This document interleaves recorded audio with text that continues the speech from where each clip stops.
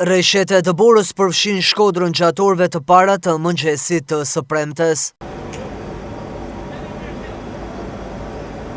Bardhësia e saj nuk arriti ta veshë qytetin, ndonse intensiteti me të cilën nisën këto rreshtje ishin të larta deri në orët e drekës, kur më pas u zëvendësuan me rreshtje shiu.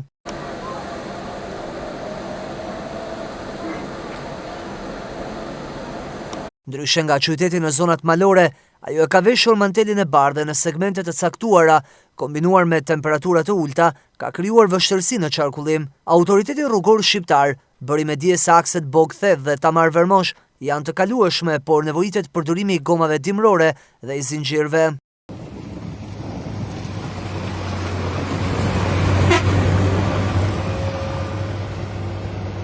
Mbrëmja e së premtes dhe e shtuna pritet të sjellin rreshtje të dëndura të Borë në zonat malore të qarkut, prandaj autoritetet së bashku me firmat kontraktore po marrin masa për të qenë në gatishmëri me mjete borpastruese, krip dhe skorje, me qëllim që të mos ketë bllokim të këtyre segmenteve, duke qenë se ato të drejtojnë drejt pikave turistike, si Thethi, Lëpusha dhe Vermoshi. Në fundjavë fluksi pritet të jetë i lartë, prandaj edhe drejtoria vendore e policisë së Shkodrës bën me dije se ka hartuar planin e masave, me qëllim që policia rrugore të jetë në këto akse për të shmangur bllokimet apo kalimet e mjeteve